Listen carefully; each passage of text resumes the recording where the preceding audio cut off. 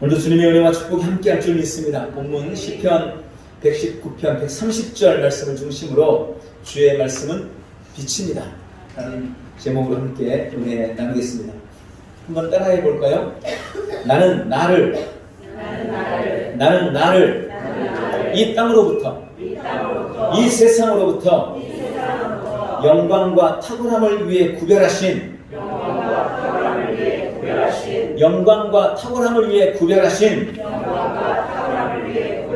신성한 은혜 안에 삽니다. 신성한 은혜 안에 삽니다. 나는 은혜의 자녀입니다. 할렐루야. 주님이 우리를 구별하셨습니다. 이 땅으로부터 이 세상으로부터 우리를 구별했습니다. 무엇을 위해 구별하셨느냐? 영광과 탁월함을 위해 구별하셨습니다. 주님의 은혜는 우리로 하여금 우리를 이 땅에서 혹은 이 세상에서 세상 사람들과 이 땅과 구별되게 하십니다. 여러분, 우리는 구별된 사람입니다. 그래서 우리를 가리켜서 우리는 성도라고 부릅니다. 이 성도라는 말은요, 거룩한 사람이라는 말이 아니에요. 거룩할 성이 아닙니다. 구별될 성이에요. 우리는 구별된 사람들. 주님이 우리를 구별하셨습니다. 그런데 하나님이 우리를 구별하신 구체적인 방법이 뭐냐? 그것이 바로 오늘 함께 나누고자 하는 바로 말씀입니다. 주님이 우리를 구별하셨는데 말씀으로 구별하셨습니다. 주님의 말씀이 어떤 말씀입니까? 하나님이 태초에 온 천지와 우주 만물을 창조하신 바로 그 말씀. 하나님은 그 말씀으로 온 우주 만물을 창조하셨습니다. 구약의 홍해를 가르고 만나를 내리고 무수한 적들을 무찌르고 여리고성을 무너뜨리고 그들에게 이김과 승리를 주셨다는 바로 그 말씀. 그 말씀이 우리에게 부어졌습니다. 여러분, 구약의 이스라엘은 선민이었습니다. 지금으로 말하면 성도라는 말이에요. 특별한 사람들, 구별된 사람들이었다는 말입니다. 그럼 이스라엘을 하나님이 뭘로 구별하셨습니까? 말씀으로 구별하셨습니다. 하나님이 그들에게 말씀하셨기 때문에 그들이 구별된 거예요. 하나님이 그들에게만 말씀을 주셨기 때문에 그들이 구별되었던 겁니다. 그 말씀을 주님이 우리에게 주셨습니다.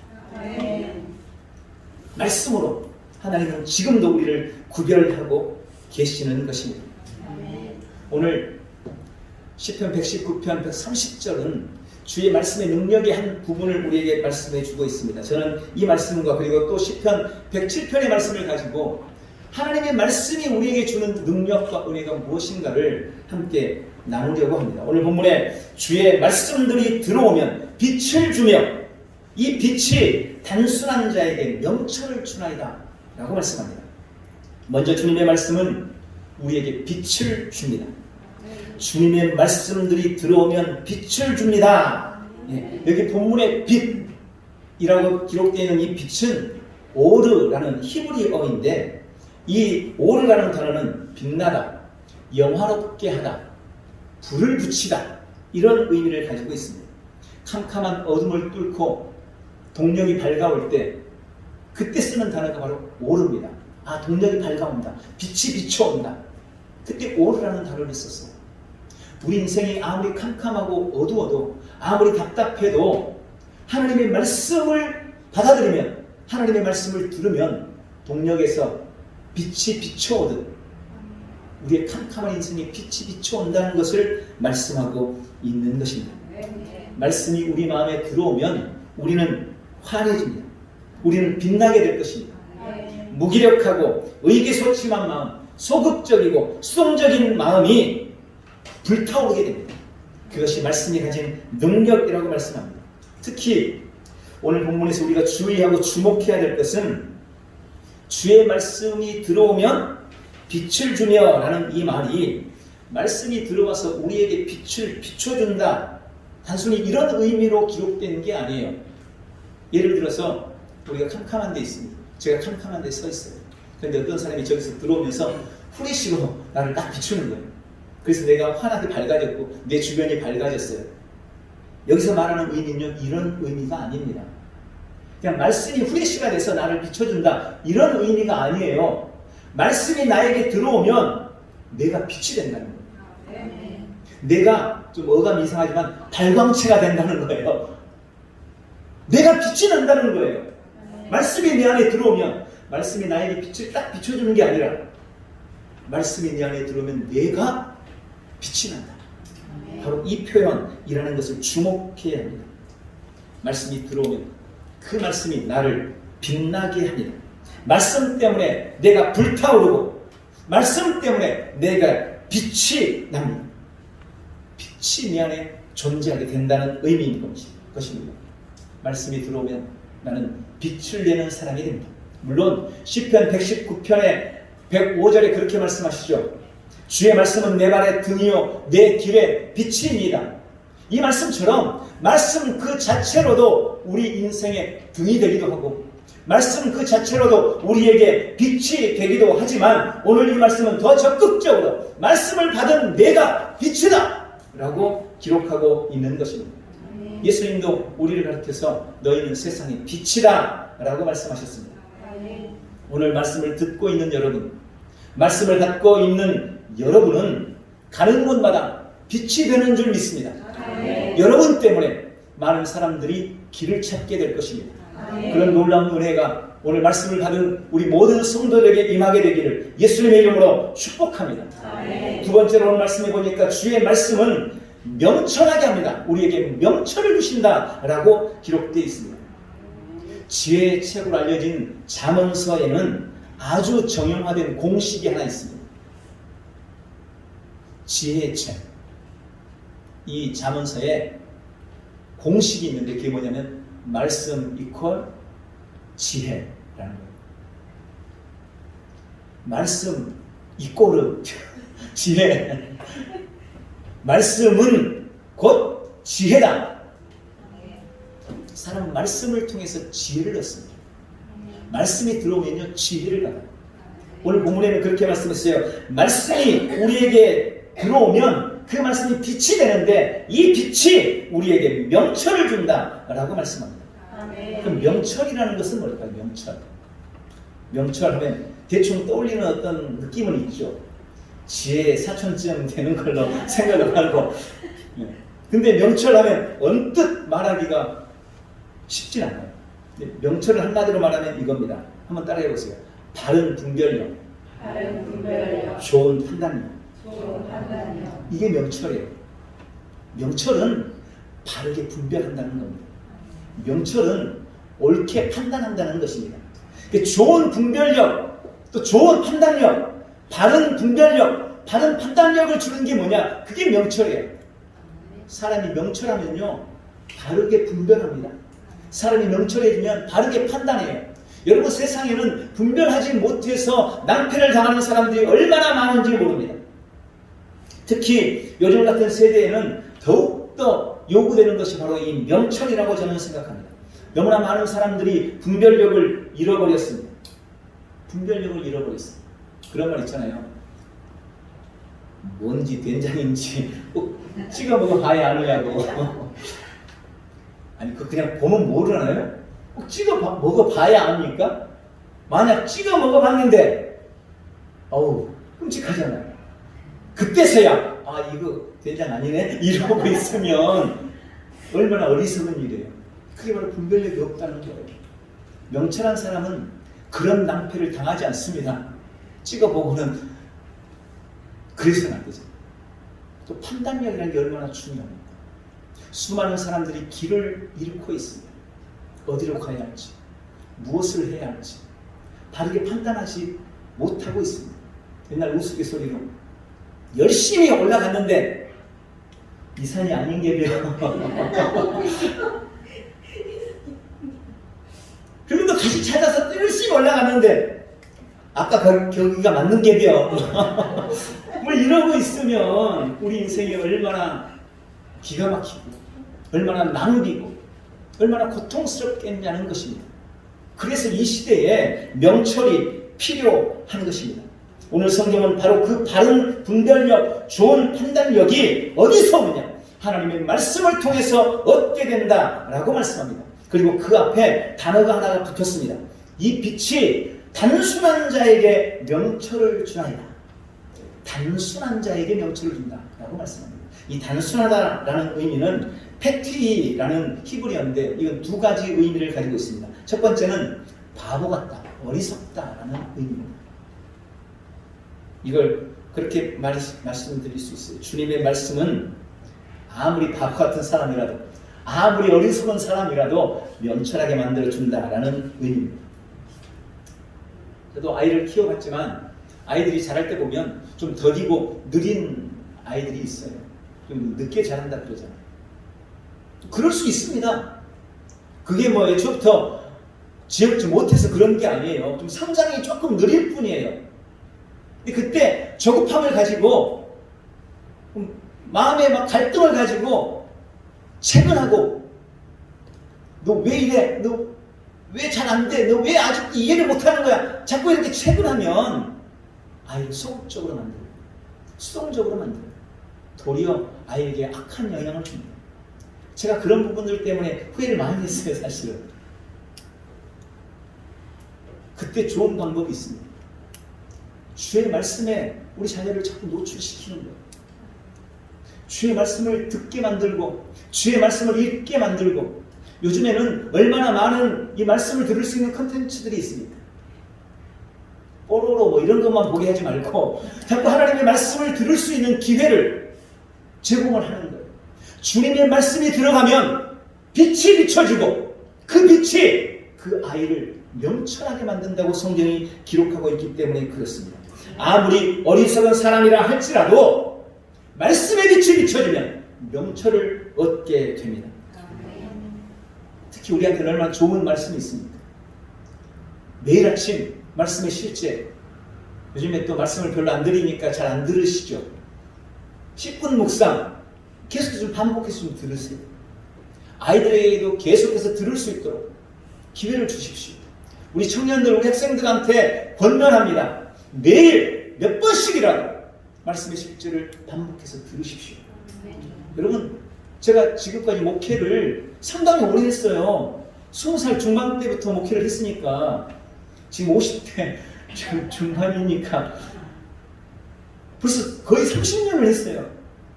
더 어렸을 때부터 신앙생활을 했고, 근데 제가 그동안 수많은 말씀 묵상집을 봐왔습니다. 큐티 하느라고 이것도 해보고 저것도 해보고 뭐 일일이 괜히 말씀드렸다가 그거 안 좋다고 소문냈다가 이런 말 하면 안 되니까. 그러나 제가 단언하건대 말씀의 실제보다 더 성경적이고 더 뛰어난 영성을 가진 묵상집을 보지를 못했어요. 제가 감히 장담할 수 있습니다.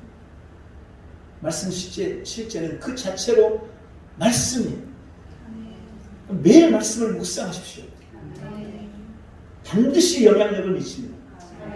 어떤 분들은 컨디션에 따라서 기분 좋으면 한 2번 듣고 기분 안 좋을 때는 듣지도 않고 말고, 어떤 사람은 그런 말씀 하시는 것도 들었어요. 들어놔도 별로 귀에 안 들어오는데 마음이 안 좋으니까. 그럴 수 있습니다. 근데 2번 들으면 또 달라질 거예요. 3번 들으면 또 달라질 겁니다. 왜요? 이렇게 말씀처럼 말씀을 비치니까. 어둠을 계속 몰아내는 거예요. 어둠을 몰아내요. 어리석은 자가 명철을 얻는 유일한 길이 하나님의 말씀을 듣는 것입니다. 그러므로 하나님의 말씀을 늘 가까이 하시기를 주님의 이름으로 축원합니다. 디모데후서 3장 15절 16절에서도 하나님의 말씀은 사람을 지혜롭게 한다 라고 말씀하십니다. 교훈과 책망과 바르게 함과 의로 교육하기에 유익하다 라고 권면하고 있습니다. 하나님의 말씀을 부지런히 묵상함으로 명철을 얻는 복되고 귀한 지체들 되시기를 축복합니다. 또 한 가지 여기 단순하다라는 의미는 개방적이다 혹은 유혹하기 쉽다라는 이런 의미를 가지고 있습니다. 그러니까 단순한 사람은 너무 개방적이라 아무거나 받아들이는 사람, 이런 의미예요. 또 단순한 사람은 유혹하기 쉬워. 흔히 팔랑귀 뭐 이런 말 들어보셨잖아요. 이 사람이 이 말하면 혹하고 저 사람이 저 말하면 혹하고 이런 걸 여기 단순하다 이렇게 표현되어 있습니다. 요즘은 포스트 모던 시대를 우리가 지금 지나가고 있습니다. 한마디로 포스트 모던이라는 것은 다양한 가치관의 세상이다 이런 의미예요. 옛날에는요 이 가치관이 어느 정도 통일됐습니다. 100이면 한 7, 80은 이게 옳다 이렇게 생각했어요. 어느 하나를 보면 그게 옳고 그름이 좀 분명했어요. 그런데 요즘 포스트 모던 시대를 보내면서 이제 그게 없어진 겁니다. 옳고 그름의 기준이 너무 제각각이 된 거예요. 예전에는 기본적인 윤리관, 기본적인 도덕관 이런 게 있었어요. 그래서 옳은 건 옳다. 거기에 약간의 뭐 다른 이견은 있을 수 있지만 그래도 옳은 건 옳다. 근데 지금은 그런 시대가 아니에요. 내가 옳다고 생각하는 것을 강조하면 그걸 꼰대라고 해요. 그러면 안 되는 시대가 돼버렸어요. 당신한테는 그게 옳을 수 있지만 나한테는 그게 옳지 않아. 이렇게 말합니다. 그게 다 제각각인 거예요. 이런 시대를 지금 살고 있어요. 가장 큰 영향을 미치고 있는 것이 뭡니까? 가정의 문제, 그리고 성에 관한 문제입니다. 옛날에는요, 가정이 어느 정도 가정하면 떠오르는 범위가 정해져 있었어요. 엄마, 아빠가 계시고, 자녀들이 있고, 아니면 또 좀 더 대가족이면 할아버지, 할머니도 계시고, 엄마, 아빠가 있고, 자녀가 하나가 있고, 이런 게 가정이었어요. 그게 일반적인 가정. 그런데 지금은요, 가정이 그 범위를 넘어서 버렸어요. 이제는 1인 가정. 나 혼자만 살아도 가정이라는 거죠. 더 문제가 있어요. 동성 가정. 남자와 남자가 서로 살고 있어요. 그 가정 인정해달라는 거죠. 여자와 여자가 둘이 살고 있는데 그 가정으로 인정해달라는 거예요. 다양한 가정 형태를 인정해달라고 지금 세상이 아우성을 치고 있습니다. 많은 사람들이 그런 세상을 살아가면서 말 그대로 분별력을 잃어버린 거예요. 내가 알고 있었던 게 잘못된 건가? 내가 가지고 있던 생각이 잘못된 거였었나? 헷갈리기 시작하는 거예요. 성에 관한 문제도 기본적인 성의 관념은 뭡니까? 남성과 여성. 여러분, 성령이 말씀하는 성은 이 두 가지밖에 없어요. 그런데 지금 세상은 그렇게 말하지 않아요. 남자인데 여자 같은, 남자도 아니고 여자도 아닌 그런 것도 하나 인정해 줘야 되고, 또 여자인데 여자도 아니고 남자도 아닌 또 그걸 또 인정해 줘야 되고. 여러분, 이런 다양한 성을 인정해 달라고 지금 세상이 아우성을 치고 있습니다. 이런 속에서 지혜롭게 하나님의 뜻에 맞게 이 세상을 분별하며 살기 위해서 명철이 필요하다는 거예요. 지금 그런 엄청난 도전들이 우리에게 다가오고 있습니다. 아니, 이미 다가와 있습니다. 이런 시대에 우리가 하나님이 기뻐하시는 바른 삶을 살기 위해서 반드시 명철이 필요하다는 것입니다. 사탄 마귀는 그런 다양한 가치관들을 가지고 세상을 흔들고 우리 그리스도인들을 미혹하고 있는 것입니다. 많은 사람들이 이미 거기에 넘어가 버렸어요. 그래서 법까지 개정하려고 수없이 시도하고 있습니다. 과연 이 세대가, 이 세태가 과연 변화될 수 있을까요? 성경은 오직 하나님의 말씀만이 그런 사람들, 그런 세태, 그런 세대에 명철을 줄 것이라고 말씀하고 계시는 것입니다. 오직 하나님의 말씀만이 그런 시대를 살아가는 우리가 그곳에서 담대하고 슬기롭게 분별력 있게 승리하는 삶을 살 수 있게 한다고 말씀합니다. 말씀을 가질 때, 우리가 말씀을 받을 때 그런 혼돈의 세상 속에서 예리하고 신중하고 지혜롭게 그런 삶의 문제들을 대처하며 승리하는 삶을 살 수 있는 것입니다. 골로새서 3장 16절에 그리스도의 말씀이 너희 속에 풍성히 거하여 모든 지혜로 행하고, 그리스도의 말씀이 우리 안에 거할 때 우리는 지혜로 세상에서 승리하는 삶을 누릴 수 있는 것입니다. 우리 안에 말씀이 많으면 많을수록 우리는 더욱 지혜로워지고 다양한 사람들과의 관계에서도 은혜롭고 탁월한 삶을 누릴 수 있습니다. 그것이 바로 말씀이 우리에게 주는 능력입니다. 하나님의 말씀은 우리에게 바른 분별력과 좋은 판단력을 줍니다. 날마다 말씀을 붙들고 승리하시기를 축원합니다. 세 번째로 주님의 말씀은 우리를 고치십니다. 시편 107편 20절에 그가 그의 말씀을 보내어 그들을 고치시고 위험한 지경에서 건지시는도다. 고친다는 말은 우리가 잘 아는 라파라는 겁니다. 라파. 여호와 라파. 치료하다, 수선한다, 꼼꼼하게 온전하게 만든다. 이게 라파라는 말의 의미입니다. 하나님의 말씀이 라파라는 거예요. 하나님의 말씀이 우리를 고친다는 겁니다. 우리를 수선한다는 겁니다. 꼼꼼하게 우리를 온전하게 만든다는 것입니다. 그것이 바로 하나님의 말씀이 하는 능력이라고 말씀하고 있습니다. 하나님의 말씀은 우리의 삶에서 모든 종류의 아픔과 모든 종류의 질병과 모든 종류의 연약함을 제거하고 우리에게 신성한 건강을 주는 능력입니다. 잠언서 4장 20절에 보니까 내 아들아 내 말에 주의하라 라고 말씀하시면서 그것은 얻은 자에게 생명이 되며 그의 온 육체에 건강이 됨이니라 라고 말씀합니다. 우리가 말씀을 가질 때 지속적으로 말씀을 들을 때 말씀을 받을 때 신성한 건강을 유지하는 그런 삶을 살아갈 수가 있다고 말씀하시는 것입니다. 하나님의 말씀은 그것을 받은 자에게 생명이 되고 건강하게 만든다. 우리의 건강이 된다. 온 육체에 건강을 준다 라고 단언하고 있습니다. 또 라파라는 말은 의사라는 말이기도 합니다. 구약 출애굽기 15장 26절에 나는 너희를 치료하는 여호와니라 라고 말씀하실 때 원어는 나는 여호와 라파다 라는 이 말이에요. 이 말을 다르게 번역하면 그거예요. 나는 여호와 너의 의사다. 여러분 주님이 우리의 주치의이십니다. 우리는 몸이 아프면 너무나 당연하게 의사를 찾습니다. 당연하게 의사를 찾아요. 저도 저기 노원동에 오래 살다 보니까 제가 그냥 주치의라고 생각할 만큼 매번 늘 가는 그 의사 선생님이 계세요. 가면 꼭 그 선생님만 찾아. 이상하게. 우리가 몸이 아플 때 너무나 당연하게 의사를 찾습니다. 그리고 좀 병이 중한 사람은 더 실력 있는 의사를 찾기 위해 대전에는 없어.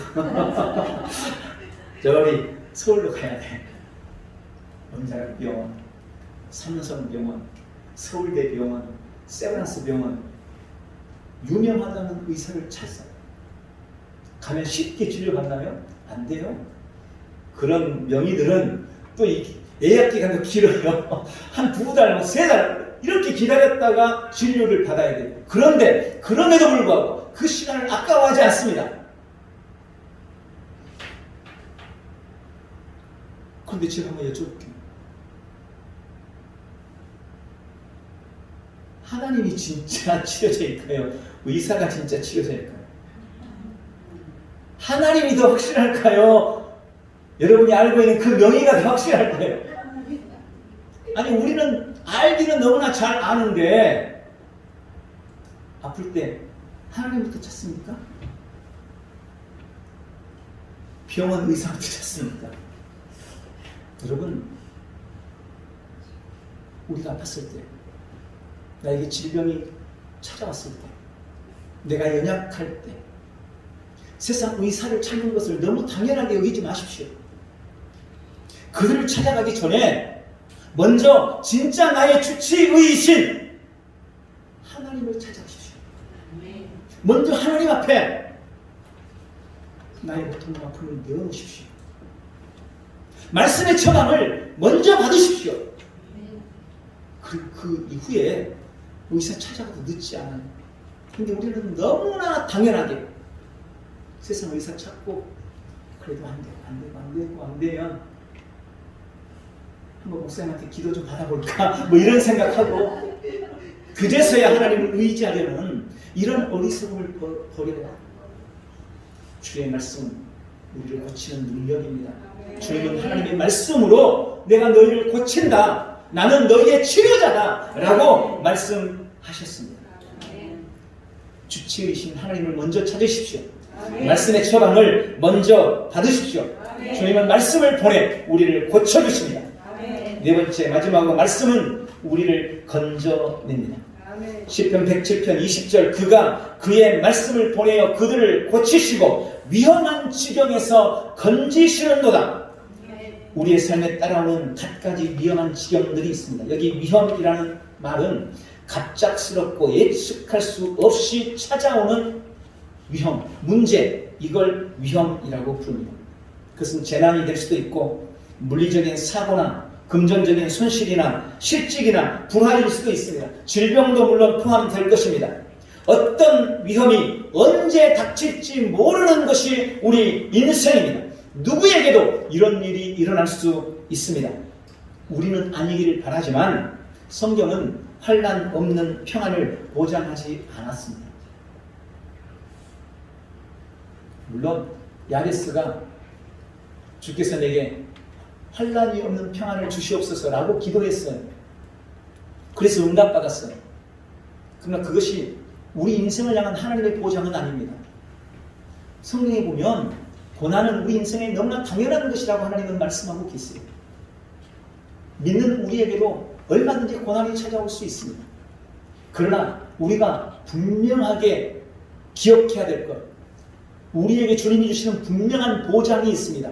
그건 뭐냐면 어떤 인생의 위험도, 어떤 인생의 위험에서도 하나님은 나를 건져내실 수 있다. 성경은 그것을 명확하게 보장하고 계십니다. 하나님은 우리를 어떤 인생의 위험이나 위험에서도 건져내실 수 있는 분이심을 믿으시기 바랍니다. 성경은 온통 인생의 인생을 위험에서 건져내시는 하나님의 이야기로 가득 차 있습니다. 신구약 성경이 다 그래요. 그리고 그 이야기는 바로 나를 위한 이야기입니다. 나를 위한 간증이고 나를 위한 하나님의 약속입니다. 그때 그들을 건져냈던 그 하나님, 그때 그들을 구해냈던 그 주님, 그 말씀이 지금 우리 안에 들어와 있는 거예요. 지금도 그 말씀이 우리를 건져내고 지금도 그 말씀이 나를 구해낸다는 것을 믿으시기 바랍니다. 그것이 바로 하나님의 말씀이 내 인생에서 하시는 놀라운 일입니다. 오늘 이 말씀을 믿으십시오. 날마다 말씀을 의지하십시오. 날마다 말씀을 고백하고 선언하고 선포하십시오.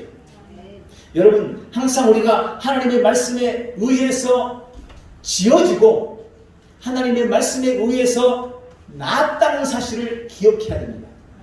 여러분, 거듭난 우리는요, 하나님이 말씀으로 창조했다고 말씀하셨어요. 거듭난 우리는 하나님이 말씀으로 나았다라고 말씀하셨습니다. 하나님 말씀으로 나를 지으셨어요. 말씀으로 나를 낳으셨어요. 말씀이 나의 본질입니다. 그러니까 내 삶에 어떤 필요를 가졌을 때, 내 삶에 어떤 문제가 찾아왔을 때 우리는 나를 지은 그 말씀으로 돌아가야 되는 거예요. 나를 만든 그 말씀으로 돌아가야 되는 거예요. 그러면 변화가 생깁니다. 나는 말씀에 의해서 지어졌기 때문에 말씀을 붙들고 말씀을 고백하고 말씀을 선언할 때 내 삶에도 놀라운 변화의 역사들이 나타난다는 것을 우리는 반드시 기억해야 됩니다. 우리는 말씀의 산물이며 말씀의 자손입니다. 말씀이 나에게 새 생명을 주셨습니다. 그러므로 무언가를 바꾸려고 할 때 우리는 말씀을 통해서만 바꿀 수 있습니다. 하나님의 말씀을 선포할 때 바꿔지는 역사, 상황이 변하는 역사가 우리 삶에 나타난다는 것을 기억하시기 바랍니다. 말씀에는 힘이 있습니다. 말씀에는 창조의 능력이 있습니다. 그러므로 우리가 말씀을 고백하고 선포할 때 그 말씀은 우리가 말하는 바를 우리의 삶에 반드시 나타내고 드러내게 되어 있습니다. 오늘 말씀을 맺겠습니다. 말씀은 빛을 줍니다. 말씀은 나를 빛나게 하고 말씀은 나를 불타오르게 합니다. 말씀은 명철하게 만듭니다. 바른 분별력과 좋은 판단력으로 세상을 이기게 만드는 것이 바로 말씀입니다. 말씀은 나를 고쳐줍니다. 말씀의 빛 앞에 질병은 결코 견딜 수 없습니다. 말씀이 계속해서 비춰지면 질병은 다 떠나갑니다. 말씀은 신성한 건강을 누리는 비결입니다. 말씀은 어떠한 위험에서도 나를 건져내십니다. 바로 말씀이 내 삶에서 행하는 놀라운 일입니다. 그러므로 오늘 말씀의 능력을 믿고 늘 말씀을 고백하고 선포하면서 여러분이 말하는 바, 여러분이 기대하고 소망하는 바를 삶의 자리에서 나타내는 사랑하는 귀한 지체들 다 되시기를 예수님의 이름으로 축복합니다. 기도하겠습니다. 사랑하는 아버지, 말씀으로 나를 지으시고 말씀으로 나를 낳으시며 말씀으로 나를 새롭게 해주시니 감사합니다. 나는 언제나 말씀의 위대한 능력을 믿고 기대합니다. 주님, 말씀은 나에게 빛을 줍니다. 나를 불타오르게 합니다. 나를 빛나게 만듭니다. 주님, 말씀은 나에게 명철을 주십니다. 나는 언제나 주님의 말씀으로 인해 바르게 분별하며 좋은 판단을 할 것입니다. 주님, 말씀은 나를 고쳐주십니다. 말씀으로 나는 매일 신성한 건강을 누릴 것입니다. 말씀은 위험한 질병에서 나를 건져내십니다. 그러므로 그 무엇도 나는 두려워하지 않습니다. 오늘 말씀의 위대한 능력을 믿고 믿음으로 말씀을 고백하고 선언하고 선포함으로 말하는 바를 삶에 나타내는 사랑하는 귀한 지체들 다 되도록 축복해 주시옵소서. 예수님의 이름으로 기도하옵나이다. 아멘.